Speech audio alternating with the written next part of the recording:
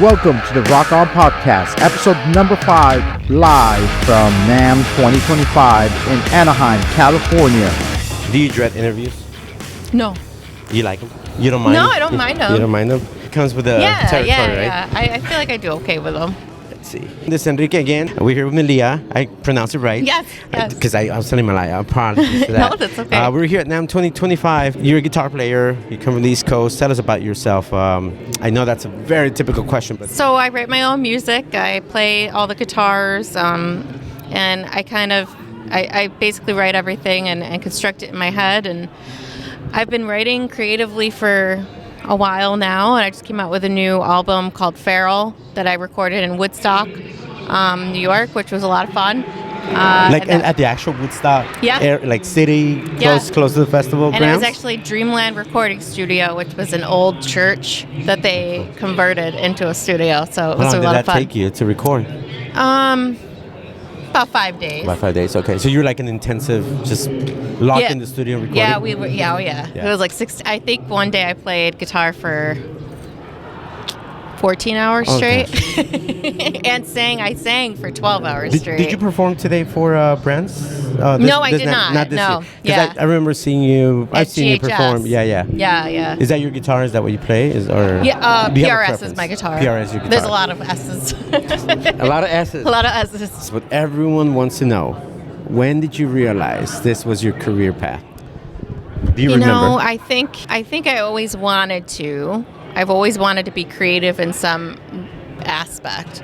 But I think once I started guitar and I took to it so easily, and I advanced really quickly, and that's when I knew I wanted to do it. Because I felt like that was like, guitar, I felt like that, music in general felt like the one thing I was good at in school. Everything creative, like English was good, art was good, everything else like math. No.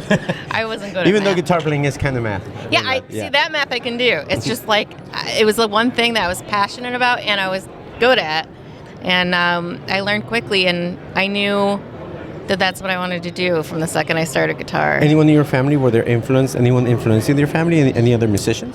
Yeah, so my grandfather was a jazz musician. My grandmother was a singer, and they actually played in a big band, a big jazz band around the area. So he influenced me. I was always kind of around music. My dad and my mom were more like into sports. You play sports? I played soccer. Oh, that's right. You're a Messi fan. I'm a big Messi fan. Oh. I'm like crazy LAFC. Messi fan. Yeah. No, I'm such a Messi fan. But yeah, so I played soccer. I did volleyball a little bit, but I quit all that because I wanted to focus on guitar. What did you say? Do you remember? I started late. I started at 16. 16. And you're 20, so 4 years ago. Yeah, of course. I like you. Bonus points. She's 20, so you've been playing 20 guitar years for 4 old. years. 4 years.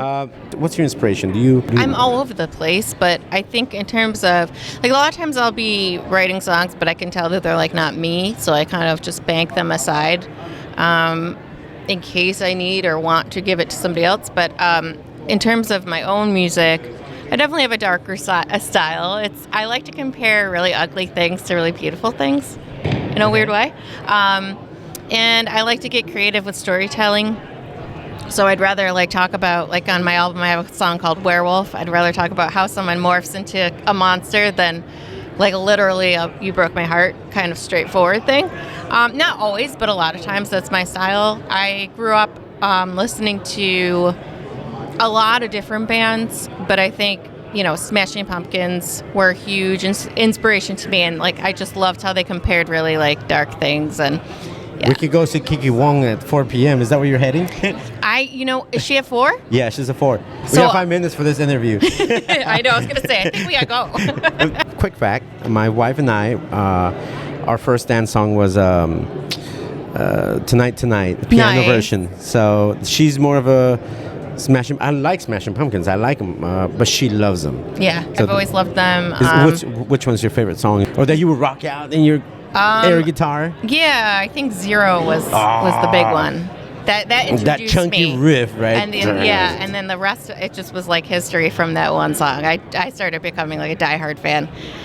So I'm really inspired by them. But I also listen to a lot of Zeppelin, Jimi Hendrix, Jennifer Batten, Nirvana, like Fiona Apple. Like I'm all over the place. So like it kind of, a lot of the darker, there's a lot of dark stuff in my lyrics and stuff with, I would say, like Smashing Pumpkins inspired.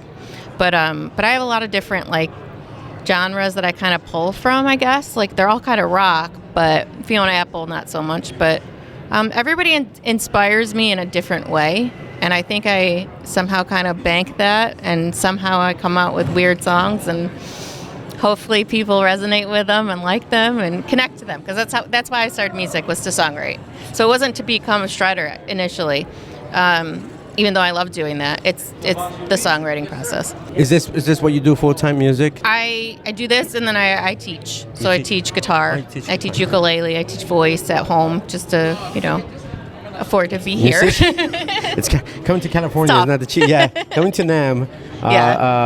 The hotel prices are ridiculous. Oh my gosh, I know. It's like 2 days I'm paying a mortgage for a month. Yeah. Do you have a couple songs that you might recommend we should check out that you're very proud of?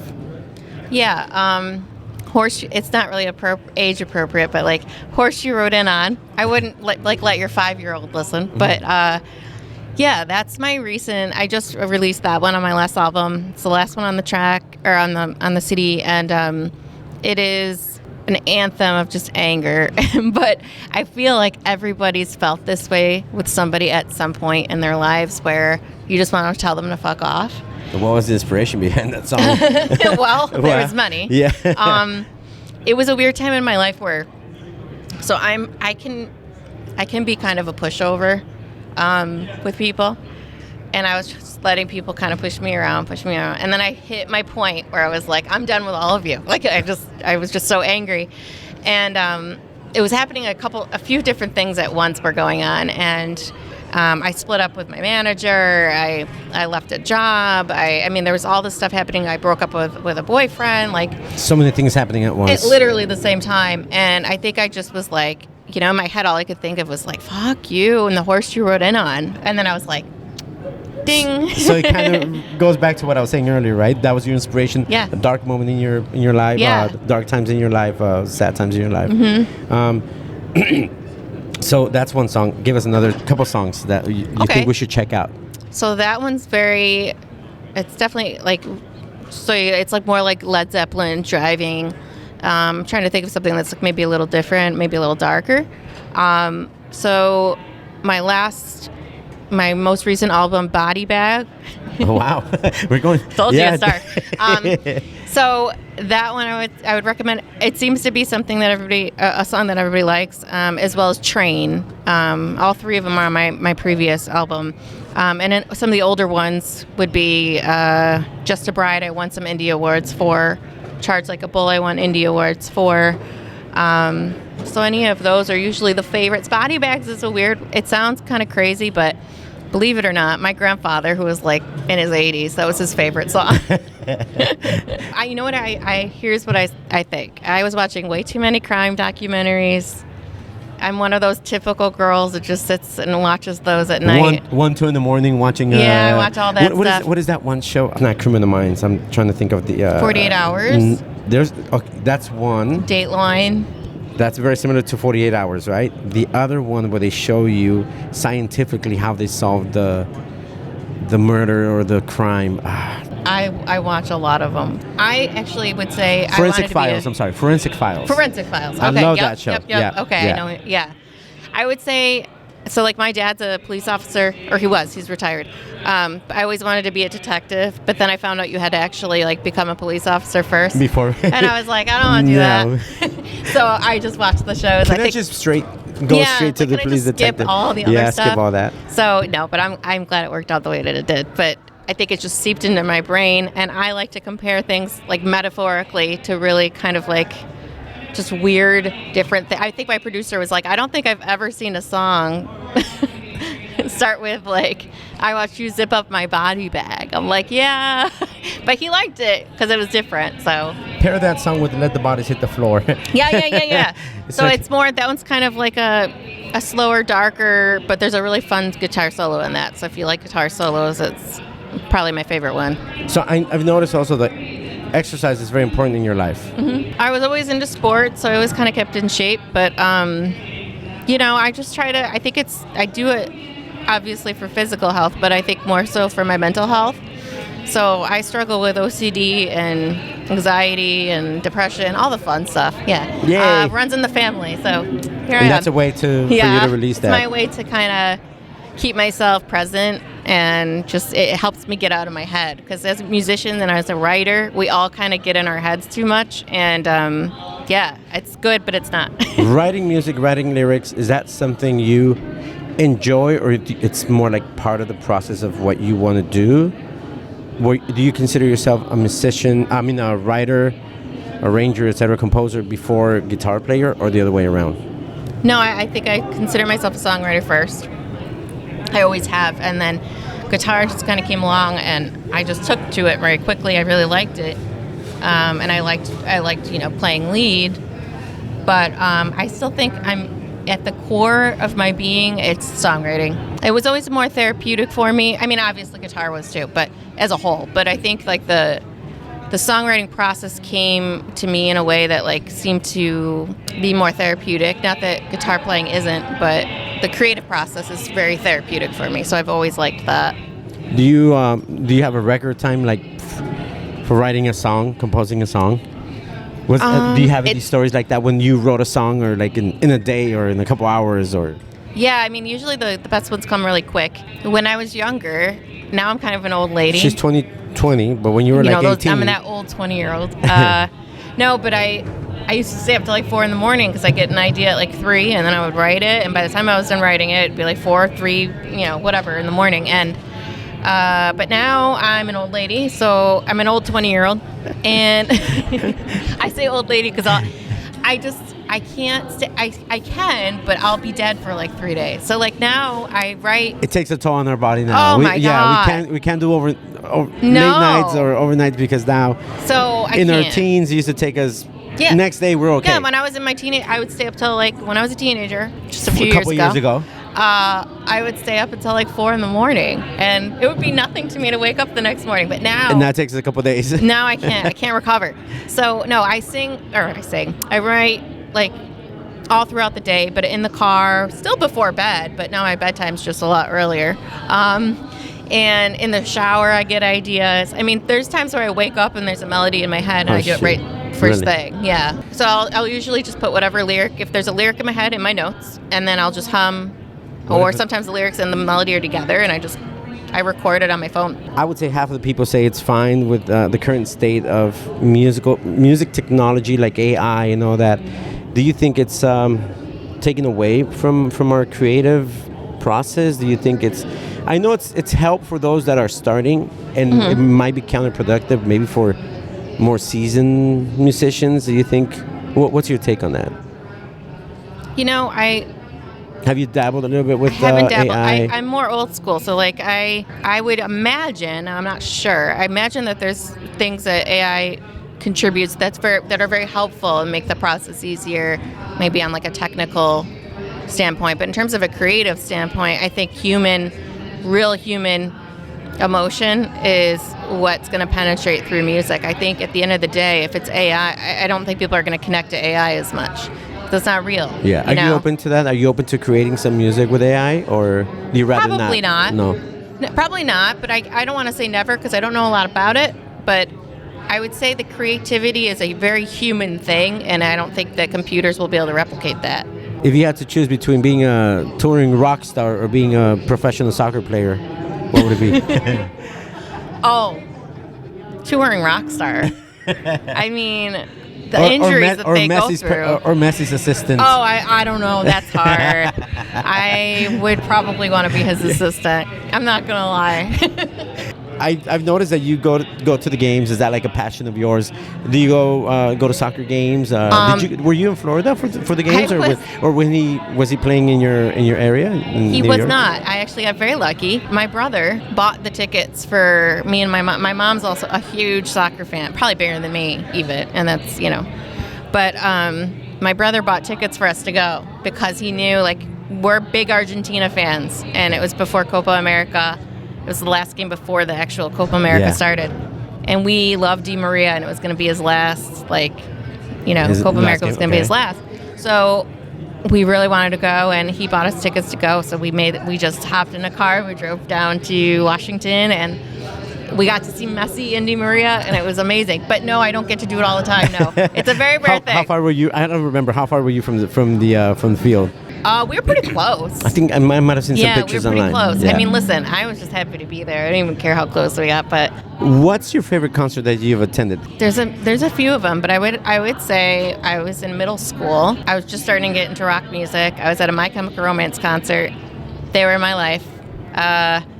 And I ended up I'm still little, like I'm short, but I was like this tiny little thing, and there was like all these like older men next to me and my friend, and like somebody was jumping up and down, and like their elbow hit my head. Anyway, I passed out. Wow. And I was like so mad because I was all into the show. I woke up and it was their manager, and I was out. But I got to meet the whole band after. So whoa, how did that happen? Their manager at the time is the one that was trying to walk me around and get me like coherent. And then he was like, "You guys want to meet the band?" And I was like, "Oh my God, yes!" Like they were like my life. So at the time, like old school My Chemical Romance, like when they first came out, like that's when I was. Just kidding, because I'm 20, right? You're 20. You were like 4 years old when you saw them live. 4. Yes, that's right. Yeah. No, it was amazing though. That's my favorite memory because it was so important to me at the time because I was going through a really rough time in school. I was getting bullied like crazy, and it was really bad, and it was like the highlight that just kept me going. Have you met any other influences along this career? Okay, I forgot a big one. Okay. I got on stage with Green Day. Yeah. How did that happen? To play guitar. Oh, you got to share some videos of that with us so we can include it in the interview. Well, it's kind of an embarrassing video, but I got on stage with them because they were picking all guys to go up on stage. I made a sign, pick a girl. They got me on stage. It was in Albany. That was like a little while after My Chemical Romance, so that was like the next huge one, I would say. Probably bigger because it was like so many people. What song did you play? Jesus of Suburbia. Okay.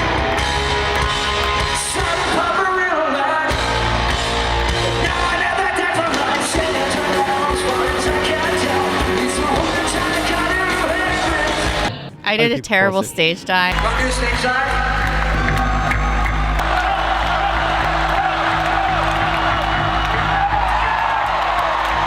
And I'm pretty sure I knocked people out with my feet. Like, but you rocked out the house. I rocked it, but I didn't do a good You were stage ready dive. for that song. This is one of the best guitar players that we've had right here. You were ready with a few songs, I'm assuming. Yeah. If you could give yourself a piece of advice to 15-year-old you trying to follow those dreams, what would it be? I'd say you got to do what you love. I got really lucky because my parents actually were so supportive. They're like, you got to do this. You know what I mean? So like they were like super supportive. But at the end of the day, you got to just do what feels right in your heart. And if you really want it, you'll make it happen. Like you'll figure it out. You'll find a way. You'll find a way. We have social media nowadays, yeah. It's not easy, but nowadays it's even better because there's so many platforms. Which is cool, but at the same time now you're a grain of sand in the sea of This is true. People, everyone uploading videos. It's like you can get lost. You should be out playing live. I know it's not easy.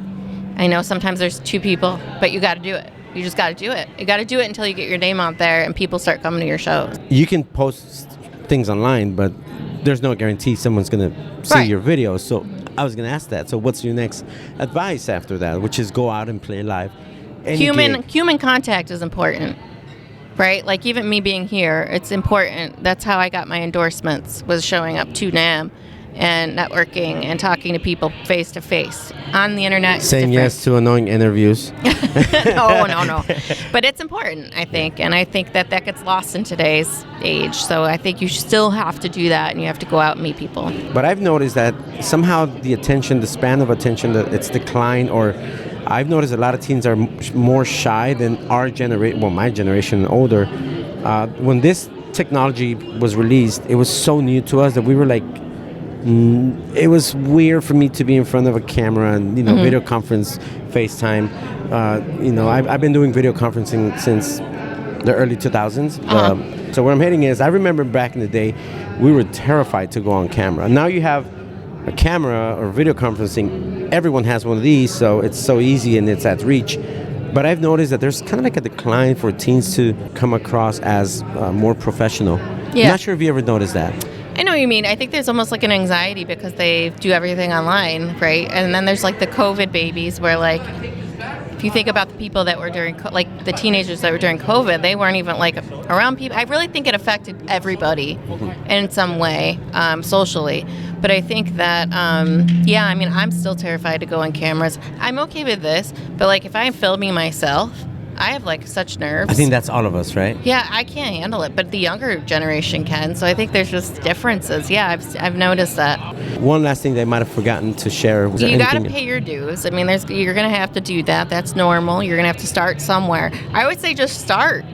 Sometimes people are afraid to just start. You know? There's never a better time. It's like the time is now. Yeah, like you got to just, even if you're nervous about it, even if that show wasn't great, or like, you know, I've been to clubs where I showed up, I'm like, oh my God, this is like a shithole. It's like, but you know what? You got to just do. Mom and Dad showed up. Oh but then yeah, other Grandma, shows, Grandpa. I'm not kidding. My grandparents were like with their walkers. So like you got to just do it. And I would say my last bit of advice is, even if there's one person in the room, pretend there's 5,000 people. And act like it, because you don't know if there's one person who's an important person in that room. Yep, that's going to make an impression. Yeah. It was a 5-minute thing. We'll check out the music. Of course, we'll include all those links here at the bottom, or we'll put in the description of the video. Going back to New York, right? Yep. All right. I'm going to go freeze. We're spoiling California. What can I say? Thank I you. appreciate it. Rock on. I appreciate it. These Rock On podcasts. NAMM Thank you. 2025. Rock on. Rock on. Thank you. Yeah, I appreciate it. I'm glad we got